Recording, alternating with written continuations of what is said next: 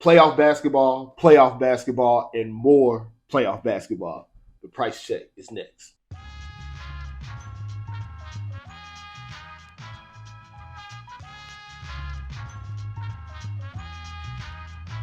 Ladies and gentlemen, welcome to the Price Check, your sports podcast brought to you by the In the Zone Network, where we go city to city, state to state, worldwide, back to cover the world of the NBA. Of course, it is playoff time. Playoffs are fantastic, and they've been nothing short of that this year so far. We've gotten through two games in just about every series. The two series remaining that have not played game twos play their game twos tonight. Boston Celtics, Miami Heat in the East. And then, of course, the Oklahoma City Thunder, New Orleans Pelicans in the West. So before we get to predictions, picks for those games, quick whip around of where every series stands so far and what to expect moving forward in those series. So start on last night's games. Dallas Mavericks tying their series 1-1 against the Los Angeles Clippers with a 96-93 win behind an outstanding performance from Luka, nothing short of what he does on a regular. 32.6 rebounds, 9 assists to tie that series up going back to Dallas. Kawhi Leonard returned for the Los Angeles Clippers last night. Decent game, I guess. 15 points on 7-17 shooting. 0 for 5 from three-point range. So he was coming off of a knee injury, of course. Didn't really seem like he had his legs under him yet. But all in all, a welcome sign if you are a Clippers fan that he is back on the court and at least somewhat healthy from what we could tell. So Mavericks get a big win to tie that series.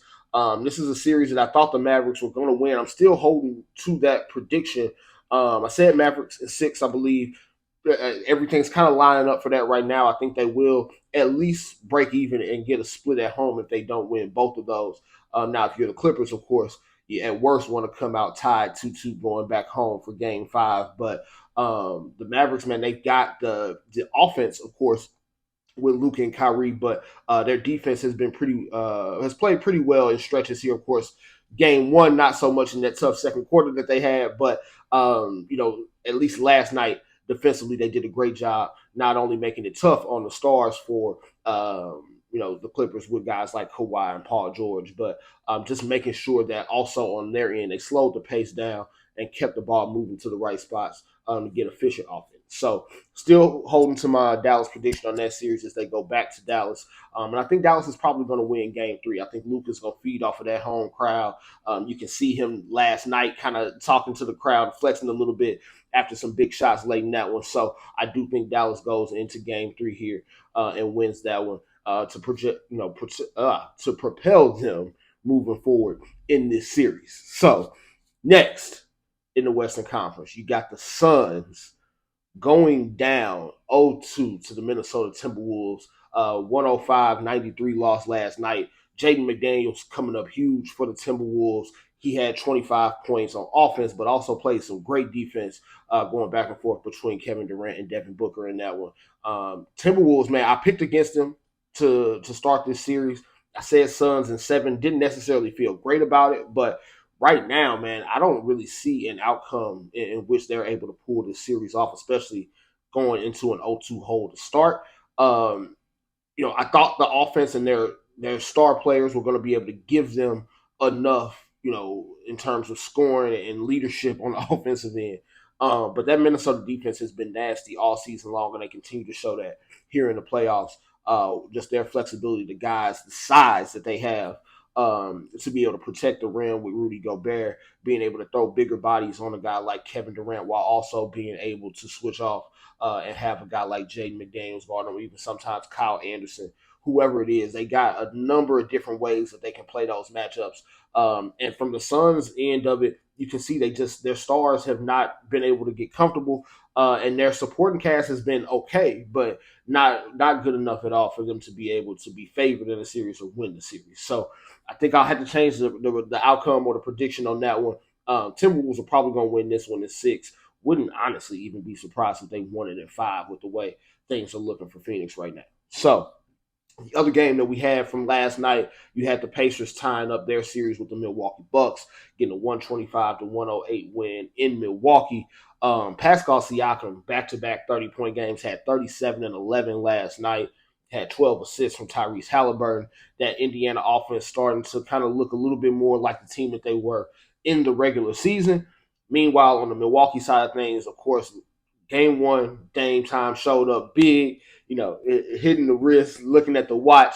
But of course, not so much last night. Well, I guess he showed up. The rest of the team did not do so well. So, what does that mean for the rest of that series?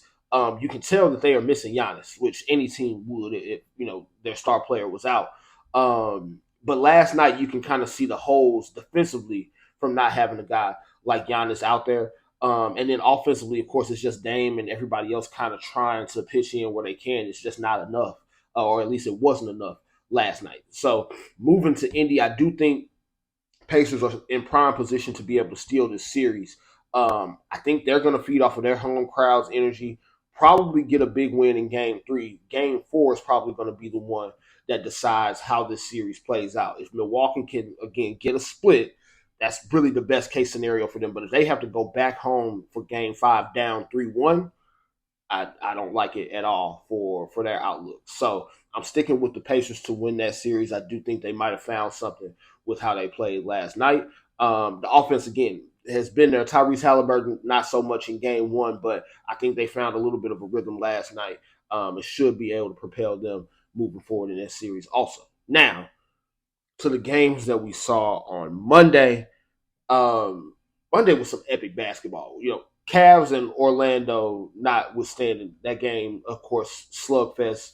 Magic just don't have the offense to be able to really pull off a playoff series win. I was thinking that they may be able to pull off an upset because of how well they play defense. And the defense has definitely been there in the first two games. They've held the Cavs to pretty lower scoring margins here these first couple games, but they just don't have the offense themselves to be able to get over the hump. Cavs go up 2-0 in that series. I think Orlando can steal a game on their home court, but I wouldn't be surprised if the Cavs get them out of there in 5 or 6. Also, just again, Magic they need somebody other than Paolo to be able to step up and be able to go create their own shot. And just right now, it doesn't look like they have that guy on the roster. So moving on to Knicks and 76ers. Epic game, which of course the TNT guys inside the NBA talked about how epic that doubleheader was as a whole. Started that doubleheader off on Monday night. Wild comeback win for the Knicks. Just crazy sequence at the end where Philly takes the lead. Tyrese Maxey hits a couple big shots. New York comes down. They get a big three from Josh Hart. Right on the ensuing inbound possession, you get Tyrese Maxey losing the ball on a call that they say should have been called a foul, which last 2 minute report will save our thoughts on that for another time. But last 2 minute report did say that Tyrese Maxey got fouled, was not called on the court. Next thing you know, the ball's kicked out to Dante DiVincenzo, my man White Dante. Dante DiVincenzo cashes out the three, takes the lead for the Knicks. Tyrese Maxey comes down the other end, gets the shot blocked by Isaiah Hartenstein to kind of seal the game. And that one, Philly goes down 0-2 going back home to Philly for game three tomorrow night. I think the 76ers can still make this a series. And Joel Embiid has played well. Of course, he had the injury scare game one. But I do think that Philly, with their home crowd, can also they might be able to even tie the series up 2-2 going back to New York for game five. They've played well. They've been right there in both of these games in New York. And I think they'll probably get a little bit of luck to fall their way going back home for these next two games. But the series, from an excitement standpoint and from the feeling of the Garden, you get the crowd going crazy in those games. It has lived up to every bit of expectation so far, even though this is not like your standard zigzag series where one team wins, next team wins, one team wins, next team wins. So I do think that the Knicks will still end up winning the series, but I do think Philly can still make this one competitive even with the 0-2 hole. Now, the Lakers. The Lakers. As you can tell, I'm still not over Monday. I'm still not over it. Still not over it. I'm not really in a place where I've accepted the reality, but here it is. So Lakers go up in that game against the Nuggets. Had a pretty commanding lead throughout the first half. Took that lead up to 20 points early in the third quarter. And then things started to slowly but surely turn and go downhill. You had Denver come back behind a great, and I'm emphasis on every single letter in the word great for Nikola Jokic with his 20-point triple double on Monday. 27 points, 20 rebounds, 10 assists. Um, Outstanding. Just I don't really even know how to find the right words here to describe how amazing he was in leading that comeback. Um, Crazy sequence late in the fourth quarter. You got both teams taking back to back leads. You get the steal by LeBron James going down, gets the dunk over Jamal Murray, 97-95 Lakers. You get tie ball game on the other end. Of course, Michael Porter Jr. hitting a hell of a shot on that side of it. And then you get the no call on D'Angelo Russell going to the lane, goes up for the layup, got hit in the face. We all saw it on national television, as D'Angelo Russell said on Twitter. X, sorry. But, no call there. And then, of course, you got the buzzer beater at the end for Jamal Murray. Epic shot, epic picture of the shot. Just all the vibes. The Denver crowd loses their minds as that team goes up 2-0 over the Lakers as well. That's one of those losses where you kind of feel like as soon as the game is lost, you've lost the series. The Lakers had a chance to tie the series going back home to LA. They're going back to last year, they've been competitive in every single one of these games, but they have yet to be able to get over the hump. And I just don't see where that overcome happens, right? They had a chance. They got a great D'Angelo Russell game in game two. Right there, had the 20-point lead, couldn't clinch it. Had a lead much of game one, couldn't hold on to it. This Denver team, man, they always have a way to go and get great shots and create great offense, even if it's only for a couple minutes per game.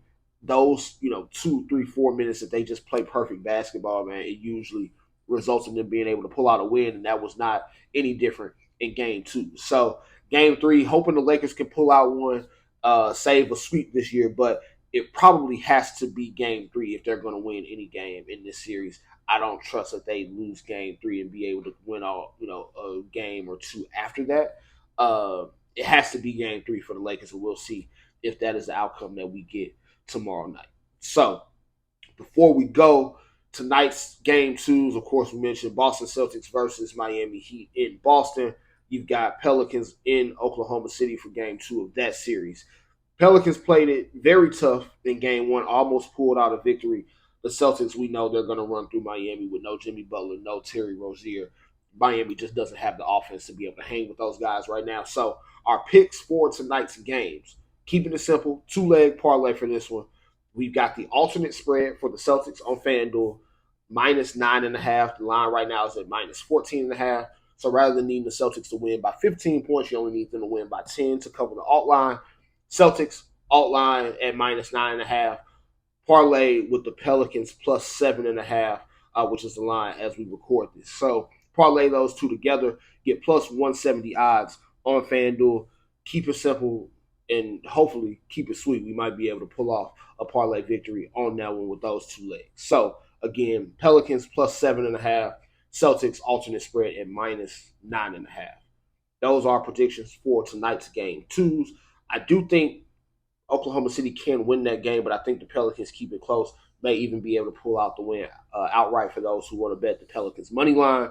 Celtics, there's nothing that Miami can do with them. There's absolutely nothing that Miami can do with them. I hate to say it, but Celtics are going to roll, I believe, in that game. So we're looking at Celtics going up 2-0 in that series, potentially 2-0 or 1-1 going back to New Orleans for game three in that Western Conference series. So that will do it for us here on the Price Check today. As I mentioned last week in our show, we are bringing some new content to our TikTok page, so please make sure to follow us there for some exclusive content that we're going to drop on that one. It's going to be geared towards the old head, so to speak. We got a little bit of throwback in there for those who are willing and interested in viewing that content. So, again, follow us, Price Check Pod, on TikTok. Till next time. Ladies and gentlemen, this has been another episode of The Price Check. Make sure you continue to like, share, subscribe, YouTube, follow us on Instagram, follow us on TikTok. We're going to keep this thing rolling every week until the playoffs are over with. Now, until next time, Josh Price, check it out.